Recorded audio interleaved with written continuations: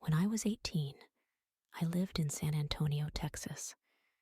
It was my senior year of high school, and everything had just shut down because of the pandemic. While most people stayed indoors, my friends and I were out exploring. I've always loved venturing into haunted or abandoned places. It's a thrill I still chase to this day. At the time, I'd started dating a girl named Clarissa. She wasn't really into the whole exploring thing, but somehow I convinced her to join me on a late-night trip to O.P. Schnabel Park. It was a beautiful, scenic spot during the day, but at night, it transformed into something much darker. The dense trees blocked out the moonlight, and the area's history, especially the unsolved murder of a 24-year-old woman, added an eerie edge. At 3 a.m., we arrived. The silence was suffocating, and the darkness was absolute. I decided to keep my flashlight off to let our eyes adjust, but Clarissa was visibly uneasy. We walked about 15 minutes along the main trail before I suggested taking a shortcut back to my truck via an off-road path. She hesitantly agreed, and we turned down the smaller, narrower trail. We were only a couple of minutes into the trail when the sound of a flute echoed through the woods. We stopped dead in our tracks, staring at each other in confusion. The melody was rhythmic and deliberate, almost like someone was playing a classical piece. It wasn't the kind of sound you'd expect in the middle of the woods at 3 a.m. "What the hell is that?" Clarissa whispered, her voice trembling. I couldn't answer. The flute sound seemed to surround us, growing louder with every passing second. Clarissa began shaking and praying under her breath, her fear feeding my own. The sound was impossible to locate. It seemed to come from every direction. Then, just as suddenly as it had started, the flute stopped. The silence that followed was even more unnerving. "We need to go," Clarissa said, her voice barely audible. I nodded and grabbed her hand. We started running down the trail, but before we could get far, the bushes in front of us exploded with movement. Something large dashed across the trail, just feet in front of us. It happened so fast, I couldn't make out a shape, only a blur and the sound of snapping branches. I felt a rush of air as it passed, but when I looked ahead, there was nothing there. "What was that?" Clarissa asked, her voice breaking. "I don't know," I replied, pulling her back the way we came. As we ran back toward the main trail, the flute started again. This time, it was louder and faster, almost frantic, as though whoever was playing it was chasing us. The sound was everywhere, pressing down on us as we sprinted. I didn't stop until we reached the cement path of the main trail. Even then, I couldn't shake the feeling that we were being watched. The flute stopped abruptly as we neared my truck. The silence felt heavier now, as though the woods themselves were holding their breath. When we finally reached the parking lot, I noticed something strange. My truck was the only vehicle there. The lot was completely empty, meaning whoever was out there had either arrived on foot or was hiding nearby. I didn't waste time. We jumped into the truck, and I floored it out of there. The next day, I scoured the internet, trying to find anything that might explain what we'd experienced. Stories about ghosts, cults, and strange noises in the woods weren't uncommon, but nothing matched the eerie flute or the thing that had dashed across the trail. To this day, I still don't know who or what was out there. Clarissa refuses to talk about that night, and I've never gone back to those woods after dark. But sometimes, when I think about it too long, I hear the faint sound of a flute in my head, and it sends shivers down my spine.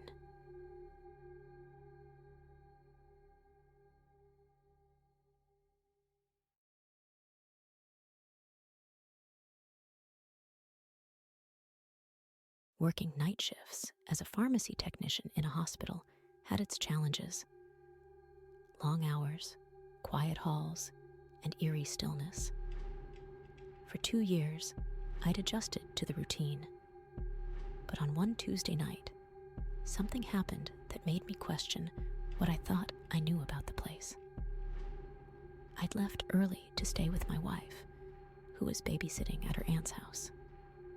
The house didn't have curtains, and she felt uneasy being there alone. I stayed the night with her, but when my shift began at 6 p.m., I was already running on fumes. Exhaustion was setting in. I'd been awake for over 24 hours. By 2 a.m., my work was steady. I was restocking the surgery rooms with medications, trying to focus on my tasks while listening to music through my earbuds. The surgical wing was eerily quiet. Most rooms were cleaned and dark, with only a few late-night procedures finishing up. I'd just wheeled my cart into one of the rooms when I heard the unmistakable sound of a door opening behind me. The hinges squealed sharply before the door slammed shut with a heavy thud.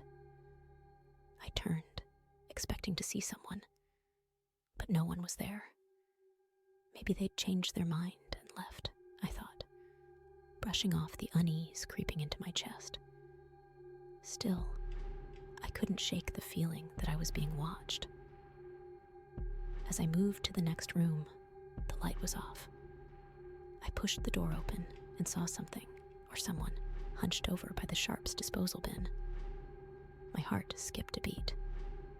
"Hey," I called, stepping closer, ready to confront whoever was there.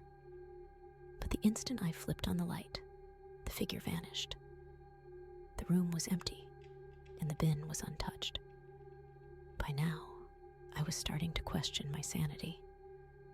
The long hours and lack of sleep had to be messing with my head, right? I shook it off, chalking it up to exhaustion, and finished restocking the rooms. At 2:30 a.m., I started my nightly delivery of patient-specific medications. The hospital layout was familiar. 3 elevators in the center of each floor, with patient rooms extending in 2 long wings. One side of the 5th floor had been closed for renovations, so it was empty, but I decided to check it out of curiosity. As I walked down the darkened hallway, a sound stopped me in my tracks. It was faint at first, the creaking of a bed frame, followed by a rattling noise. I froze, staring at room 5512. My heart raced as I peered inside. There, lying on the bed, was an old man, his body convulsed violently, as if in the throes of a seizure. Blood streamed from his eyes, nose, and mouth, and the gurgling, inhuman groans he made were like something out of a nightmare. The heart monitor beeped wildly, signaling that he was coding. I panicked, stepping back for a moment before rushing forward. But as I re-entered the room, the man was gone. The bed was clean and perfectly made. The monitor was off, and the room looked like it hadn't been used in days. I backed away, my hands trembling.